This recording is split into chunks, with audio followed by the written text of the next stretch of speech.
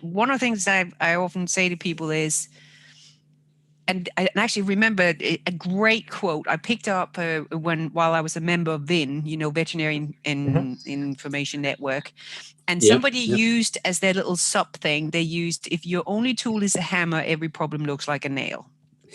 Right. And I love that one. I think it is just so true.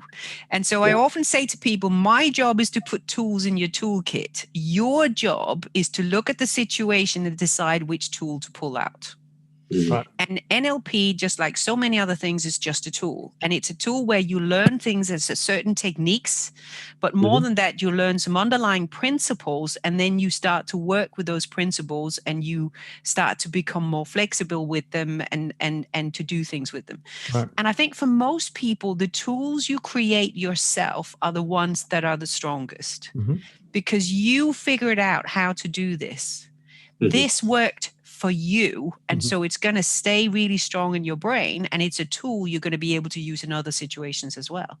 So I love it when people come up with their own tools. It's like my most favorite thing in the world, because it's not actually about what I can give them. It's about where they are on their journey and how they move on that journey. That's what gets me really excited. Sure. And that's interesting, because as a vet, I'm not a specialist, but I do have a special interest in surgery. And so most cases that I see, my immediate response is going to be, how can I operate to make this better? Yes. And there's not what medicine I can do. And I think Mike has somewhere else to take that statement. No, not at all. I mean, you're a vet, Julian, but you're a vet as well, aren't you, Anne-Marie? I am, yeah. But we've been talking to you loads and loads and loads about human psychology since you joined us for this evening's Veterinary Ramble. Well, it's a ramble. It is a ramble. It is a ramble. It's an exploratory ramble. But I'd like to get down to you being a vet and how what has taken you from qualifying as a vet to discussing with us sort of advanced techniques on coaching and self-awareness, CBD, neurolinguistic programming. How? Why? How? Well, I think both being a vet and everything I do today and everything I've done along the way has had one single thing in common. Right. It's a complete obsession with learning. Okay. And so I loved being a vet as a practicing vet. I absolutely loved it. I loved the interactions with the clients. I loved the interactions with the animals. And I was absolutely fascinated with it. I like things that have a lot of different things, if that makes sense. So as a vet, you can be general practice and you can really enjoy that, but then you end up in the same conversations. And back when I was a practicing vet and I had my own practice, I didn't have the communication skills that I have today. Right. And so I could get quite frustrated with how many times in a day I had to explain to a client that it's a good thing to vaccinate a cat or a dog. Right. Yeah. We have that problem with humans, don't we, Julian? We do.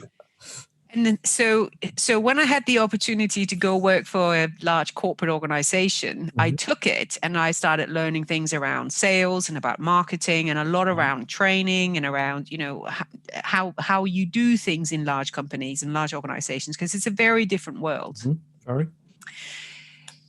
But the end point where I always ended up was what I really enjoyed was the interaction with people. And to take learning and the interaction with people in together. So, for example, when after I started my own coaching business, I went back into part-time veterinary work for some years. And I was fortunate enough that I could work in a relatively large practice, which used to do a lot of internal referrals to each other. Okay.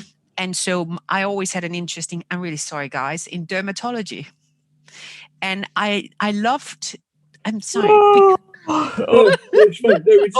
sorry, Anne-Marie. I'm sorry, Anne-Marie. I think it was that neurolinguistic programming. It probably was one of those trigger words. It was, wasn't it? It was. But the reason was you're never going to cure an animal with skin problems.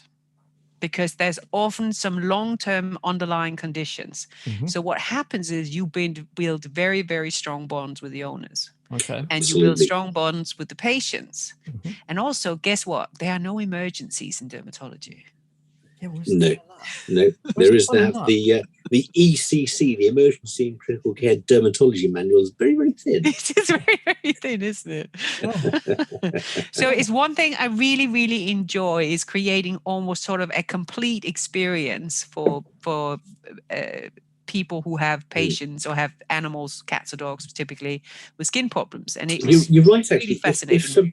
We talk about communication skills with any job.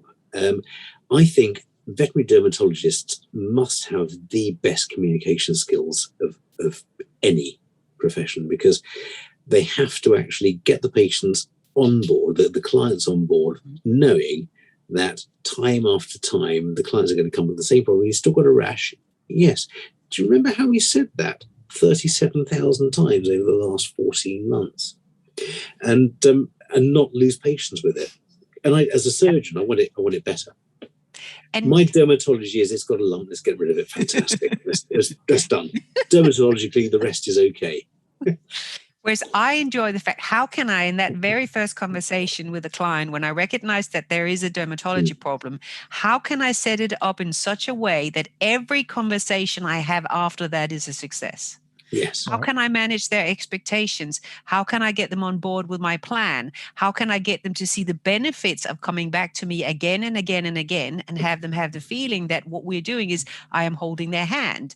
I am the safe place. I'm the place where they can go with their frustrations. I will work with them, and we can find that bond over that cat or that dog. And that's what fascinates me.